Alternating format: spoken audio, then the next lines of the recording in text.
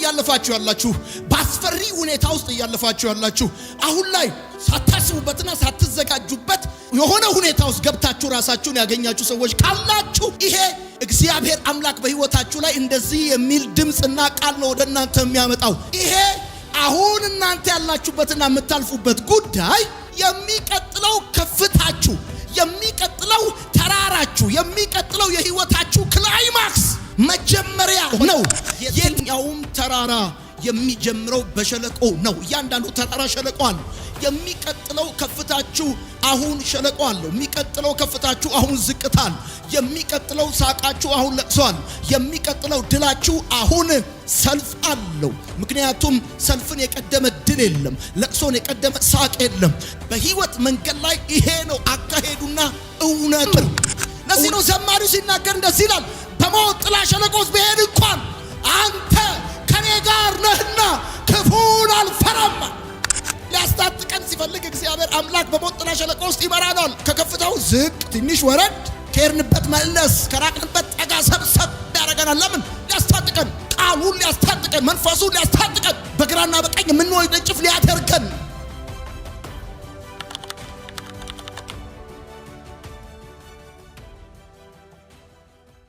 እግዚአብሔር እየመራችሁ የገባችሁበት ሁኔታ ውስጥ አትቀሩም። እግዚአብሔር እየመራችሁ የገባችሁበት ሁኔታ ውስጥ አትሞቱም። የእግዚአብሔር መሪነት፣ የእግዚአብሔር አብሮነት፣ የእግዚአብሔር አምላክነት እናንተን ወስዶ በከተታችሁ በዛ ጉዳይ ውስጥ ይገርማችኋል። እንደው ለጥቂት ጊዜ የልቡን ሐሳብ ሊያጫውታችሁ ያሳልፋችሁና ያስገባችሁ ይሆናል እንጂ እዛ መቀበሪያችሁ ይሆናል፣ መሞቻችሁ ይሆናል፣ ማፈሪያችሁ ይሆናል ማለት አይደለም። እና አንዳንድ ጊዜ እግዚአብሔር በሸለቆ ውስጥ፣ በቫሊ ውስጥ፣ በአስቸጋሪ ሁኔታ ውስጥ፣ ባልተዘጋጃችሁበት ሁኔታ ውስጥ እግዚአብሔር ሊያሳልፋችሁና ሊያስገባችሁ ይችላል። ምክንያቱም እዛ ውስጥ በረከት ስላለ፣ እዛ ውስጥ የእግዚአብሔር አጀንዳ፣ የእግዚአብሔር እቅድ ስላለ፣ በህይወታችን ላይ ሊከናወን ያለ ሊፈጸም ያለ ነገር ስላለ ወዳጆቼ በዚህ ልክና በዚህ እውነት እንድታውቁ ፈልጋለሁ። በተለይ ጌታ እንደ ግል አዳኛችሁ አድርጋችሁ ከተቀበላችሁ ጊዜ ጀምሮ እንደ እግዚአብሔር ፍቃድ እየወጣችሁ የገባችሁ ያገለግላችሁ የሰራችሁ የተማራችሁና እሱ እንዲመራችሁ ሁለንተናችሁን አሳልፋችሁ ሰጣችሁ በቅን ልቦና በንጹህ ልብና መንፈስ ለእግዚአብሔር ድምጽ ራሳችሁን አስገዝታችሁ በመጋቢዎቻችሁ፣ በነቢያት፣ በቤተሰባችሁ፣ ለራሳችሁ በግላችሁ በመጣው የእግዚአብሔር ድምጽ ምሪት አማካኝነት እየተጓዛችሁ የቱጋን እንደተሳሳታችሁና እንዳጠፋችሁ እንኳን ሳታውቁ ከግትሩ ከለህኛውና ካስቸጋሪው ተፈጥሯችሁ በተቃራኒ በእግዚአብሔር ቀጥተኛ ምሪት በአስቸጋሪ የህይወት መንገድ ላይ ልታልፉና ልትገቡ ትችላላችሁ። በሞት ጥላ ሸለቆ ውስጥ ልታልፉ ትችላላችሁ። ልትደክሙ፣ ልትዝሉ እና በእንደዚህ አይነት ፍርሃት ውስጥ የምትገቡበት ጊዜና ሁኔታ ሊፈጠር እንደሚችል ማወቅ በጣም ተገቢ ነው።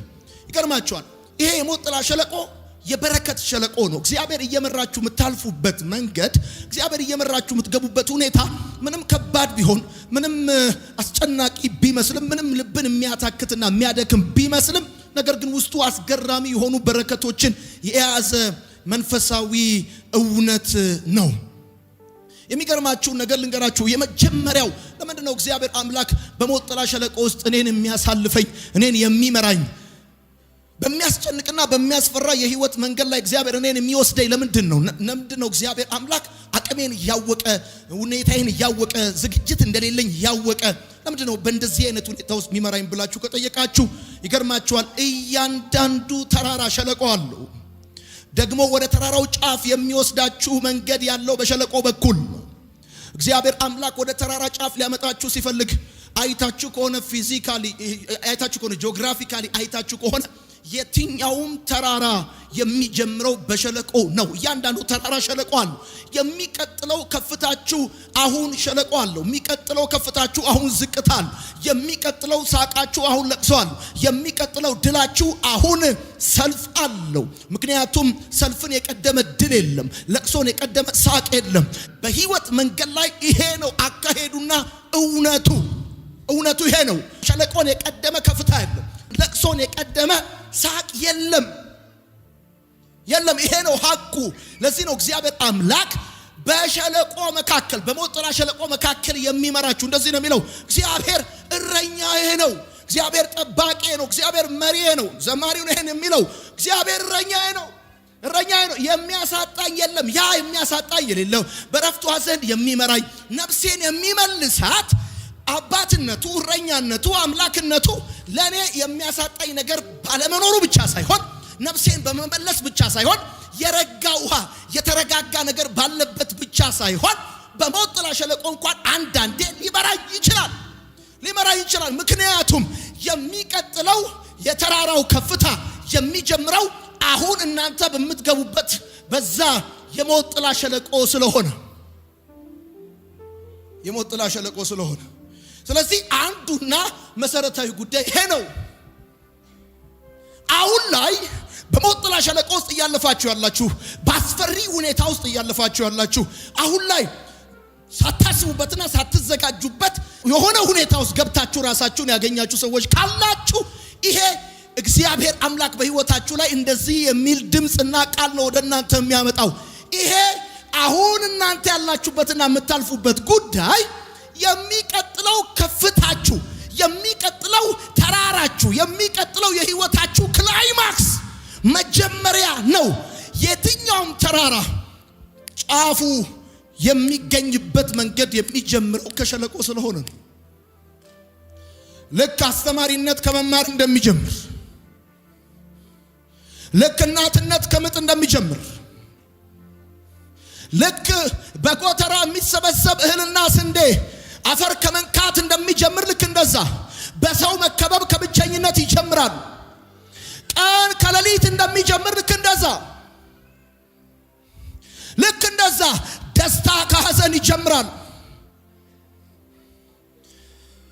መጽሐፉ የሚለው ይሄንን ነው በሞት ጥላ ሸለቆ ብሄድ እንኳን እዛ ብቀር አይደለም እዛ በሞት አይደለም የሚለው ብሄድ ባልፍ እንኳን እየመራኝ ከፊት ሆኖ በደመና ከኋላ ሆኖ በደመና በእሳት አምድ እየመራችሁ በተገለጠ ሁኔታ እየመራችሁ እግዚአብሔር ራሳችሁን የሆነ ታይም የሆነ ሲዝን ላይ በሞት ጥላ ሸለቆ ውስጥ ልታገኙት ትችላላችሁ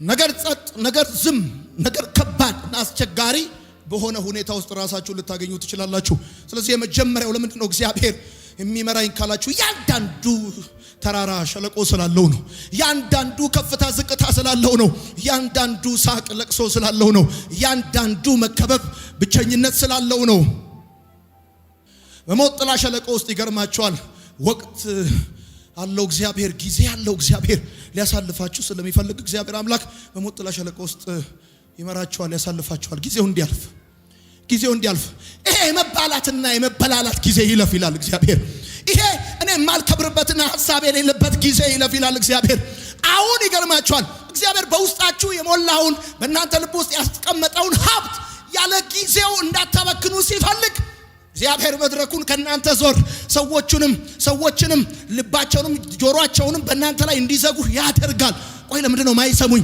ቆይ ለምንድነው ማያዳምጡኝ ቆይ ለምንድነው ልባቸው በኔ ጉዳይ የተዘጋው ቢባል አንዳንድ ጊዜ ያለው እግዚአብሔር በመሰማት ብቻ ሳይሆን ሲዝን የሚያልፈው አንዳንድ ጊዜ ባለመሰማትም ሲዝን ያልፋል እና አትችሉትም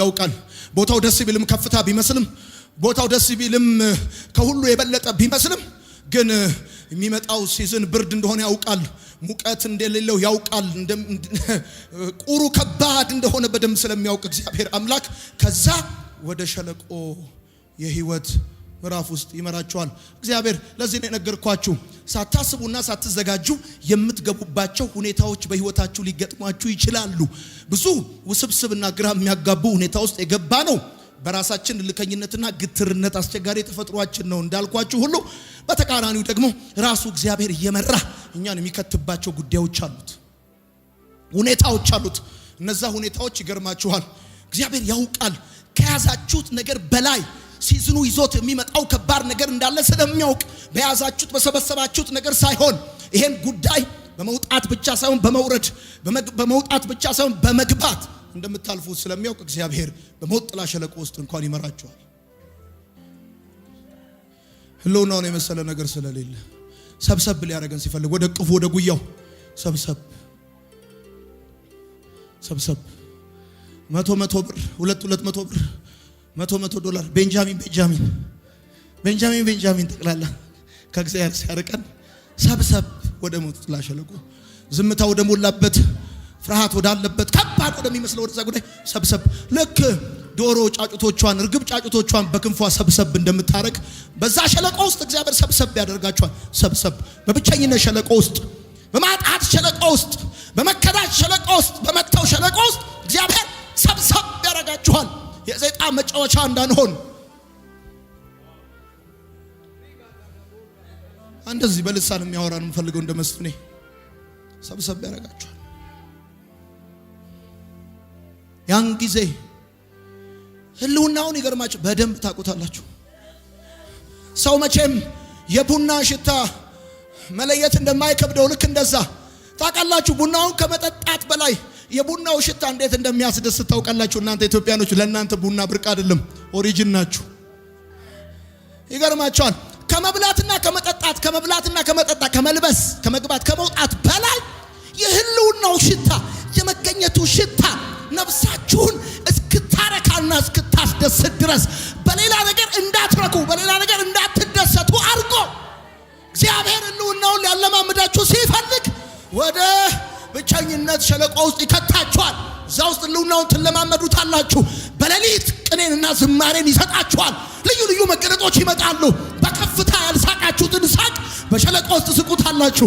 በከፍታ ያልዘመራችሁትን መዝሙር ከሰው ጋር ያልዘመራችሁትን መዝሙር ብቻችሁን ትዘምሩታላችሁ። ስሙን ትቀድሳላችሁ። እሱን ከፍ ታደርጋላችሁ። ከዓለም ትፋታላችሁ። ከዛሬ ተላቃችሁ ከዘላለም ትጋባላችሁ። ከምድር ተፋታችሁ ከሰማይ ትጣበቃላችሁ።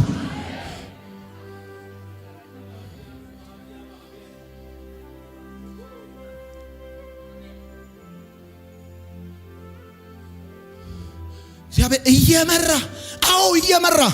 እየመራ ከፊት ሆኖ እያመንኩት እያመንኩት እየተከተልኩት እየተከተልኩት በሞት ሸለቆ ይገርማችኋል። ከኔ ጋር ናችሁ አላችሁ እየሰማኝ ያለ ሰው ይገርማችኋል። በኤስታኦል ሸለቆ ሳምሶንን ያነቃቃው እንደነበረ በሞት ጥላ ሸለቆ ውስጥ ያነቃቃችኋል። ልሳን መናገር ትጀምራላችሁ። እንደገና በዝማሬ በቅኔ እንደገና በቃሉ እንደገና በመንፈሱ ትነቃቃላችሁ። በሁለተኛ ዜና መጽሐፍ ላይ እንደተጻፈው የበረከት ሸለቆ ይሆንላችኋል። ሰይጣን የሞታችሁ መስሎት ነበር፣ የጠፋችሁ መስሎት ነበር፣ ቀን የጨለመባችሁ መስሎት ነበር፣ ግን አይደለም። ጥሩ መከላከል እንደ ብርቱ ማጥቃት ነው ይላል ጦርነት ራሱ ሲናገር ይገርማል። አንዳንድ ጊዜ ያለ እንደዚህ ስልታዊ ማፈግፈግ ይባላል። እግዚአብሔር ራሱ አካሄድ ሊቀይረው ሲፈልግ ሰብሰብ ወደ ሸለቆ፣ ሰብሰብ ወደ ብቸኝነት ስፍራ፣ ሰብሰብ ወደዛ ወደ ከባዱና ዝምታ ወደ ሞላበት ሁኔታ ሰብሰብ ያረጋል። እግዚአብሔር ወደ ራሱ ያስጠጋል፣ ህልውናውን ያለማምዳል። ለምንድን ነው ግን እግዚአብሔር በሞት ጥላ ሸለቆ ውስጥ ነው የሚመራኝ? ይገርማችኋል። እግዚአብሔር አምላካችሁ፣ ፈጣሪያችሁ፣ ሰሪያችሁ፣ አድራጊያችሁ እኔ እንዳውት የሚያውቃችሁ እሱ ዴብስ የምትጨምሩበትን ስፍራ ያውቃል። ጻፉ። ስር የምትሰዱበትን ስፍራ ያውቃል። ላትነቀሉ የምትተከሉበትን ቦታ ያውቃል። ላትወርዱ የምትወጡበትን ቦታ ያውቃል። ላትቀመጡ የምትነሱበትን ቦታ ያውቃል። ስር እንድትሰዱ፣ ላትወርዱ እንድትወጡ፣ ላትነሱ እንድትቀመጡ፣ ላታጡ እንድታገኙ የሚፈልግበት ትክክለኛውን ቦታ እግዚአብሔር ያውቀዋል። ይገርማል። በጣም ብዙ ሰዎች ስር የሰደዱት ዴብስ ያለው ህይወት መኖር የጀመሩት ከሞት ጥላ ሸለቆ በኋላ ያንን የሞት ጥላ ሸለቆ ያለፉ ሰዎች ላይወርዱ ይወጣሉ፣ ላያጡ ያገኛሉ፣ ላይነሱ ይቀመጣል፣ ላይረሱ ይታወሳል። ዘመናት መካከል፣ በታሪክ መካከል፣ በትውልድ መካከል ላይረሱ በጽኑ የወርቅ ማህተም የታተሙ ሰባኪዎች በሞት ጥላ ሸለቆ ያለፉ ናቸው። በዚህ በኩል ሞት እየሰሙ በዛ በኩል ህይወትን የሰበኩ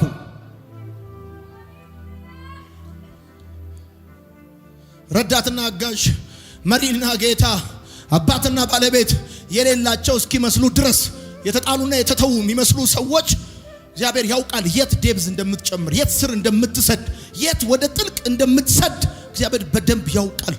ያ ራይት ፕሌስ እንደሆነ እግዚአብሔር በደንብ ያውቃል። ስር ትሰዳለህ። በቃ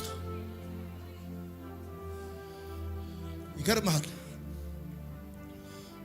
እረኛው በደንብ ያውቃል። በጎቹ ከተራራ ይልቅ በሸለቆ እግራቸው እንደሚረግጥ በደንብ ያውቃል። ይገርማችኋል። እንደውም ስለዚህ ነገር በደንብ ስታጠኑ እያንዳንዱ ተራራ ሸለቆ አለው ካልኳችሁ፣ ወደ ተራራው ጫፍ የሚወስደው ምቹ መንገድ የሚጀምረው ከሸለቆ ነው ካልኳችሁ፣ ይገርማችኋል። በተራራና በተራራ መካከል ባለው ሸለቆ ውስጥ የሚመጣው ንፋስ ከባድ ነው። እንኳን በተራራና በተራራ መካከል ቀርቶ በቤት በር በመስኮት በኩል የሚመጣው ንፋስ እንኳን ከባድ ነው። ወስዶ በሞት ጥላ ሸለቆ ውስጥ ይከታቸውና በዛ መካከል የሚመጣው ንፋስ ወጀቡ ማዕበሉ ቀላል እንዳይመስልህ፣ በዛ ሁኔታ ውስጥ ግን ወደ ጌታቸው ተጠግተው ወደሱ ሰብሰብ ብለው ንፋሱንም ጨለማውንም ብቻኝነቱንም ሁኔታውንም አልፈውት ይሄዳሉ። እንዴት ብለካ ድምጹን እየሰሙ።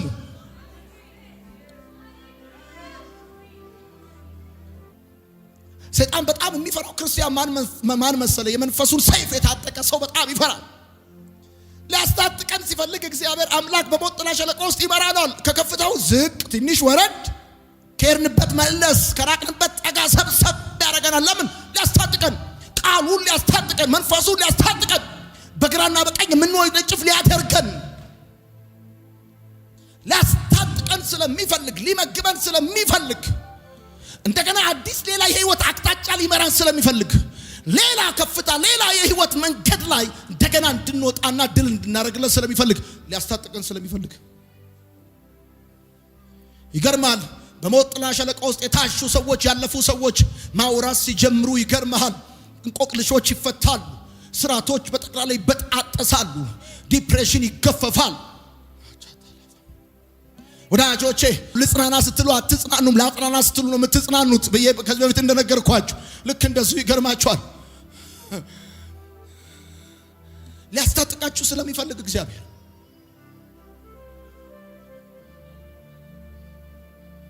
ደሞ እንደገና ደሞ እንደ አዲስ ደሞ እንደ ጠዋቱ ደሞ እንዳምነው ደግሞ እንደ ካቻምነው እንደገና በሞት ጥላ ሸለቆ ውስጥ ሊያስታጥቃችሁ ነው።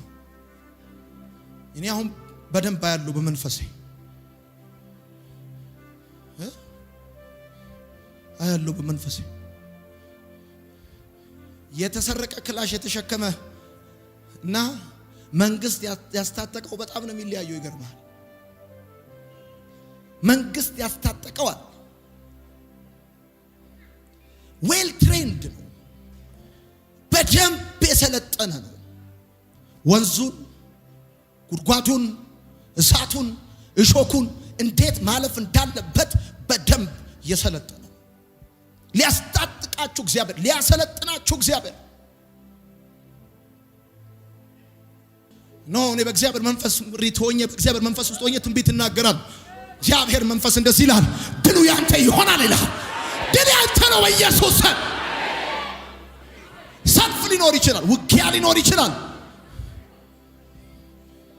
ድሉ ግን ያንተ ነው።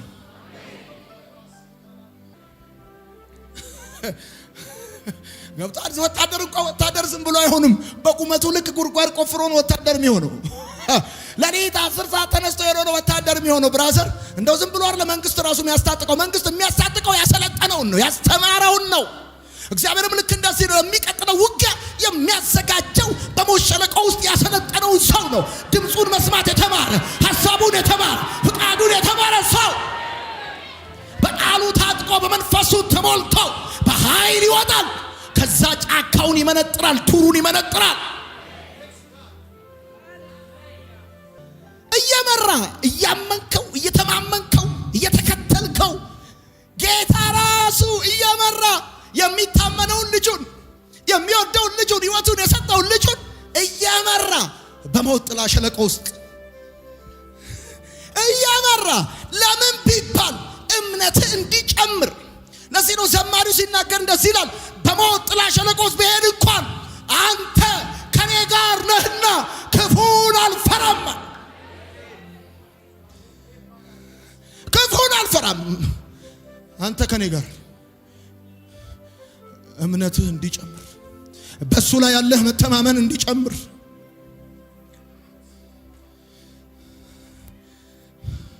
በሚያዝለውና በሚያደክመው በሚያስፈራውና በሚከብደው የህይወት መንገድ ይመራሃል። ለምን ቢባል እምነትህ እንዲጨምር ይገርማል። አንድ ነገር እርግጠኛ ነኝ፣ አንድ ነገር በጣም እርግጠኛ ነኝ። ካሁን በኋላ እንዲቸግረኝ ብፈልግ እንኳን አይቸግረኝ። ብፈልግ እንኳን ብትፈልጉ አይደለም እኔ ብፈልግ እንኳን አይቸግረኝም።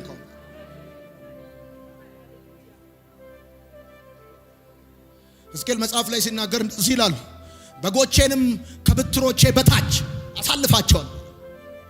አንደር ማይ አውቶሪቲ፣ በኔ መሪነት፣ በኔ ስልጣን፣ በኔ ገዥነት ስር አሳልፋቸዋለሁ። በሞት ጥላ ሸለቆ መካከል እግዚአብሔር በሞት ጥላ ሸለቆ ውስጥ ሲመራችሁ እምነታችሁ እንዲጨምር። ምክንያቱም ታውቃላችሁ ብዙ ነገር ያለፋችሁ ሰዎች ያ ትላንት አይታለፍም የተባሉ ነገሮችን ያለፍ ነው ብለው እንደ አምቡላንስ በጮሁብን ሰዎች ፊት ለፊት ራሳችንን በዘይት ተቀባል። ያመንነው በልጅነታችን ከአባታችን ቤት የጠራን እኔ አባት ሆነሃለሁ ያለ መኖሪያ ሆነሃለሁ ያለ እምነትህ እንዲጨምር ብራዘር። እምነትህ በቢዝነስ ላይ በትምህርት ላይ እምነትህ በፖለቲካው ላይ እምነትህ በዘመዶች ላይ መሆኑ ያበቃና እምነትህ በእግዚአብሔር ላይ ሆኖ ቁጭ። አቤት እኔ ጌታ አባ መላቸሩ ዶልዷሌው ይችልበታል። እኔ መድኃኔዓለም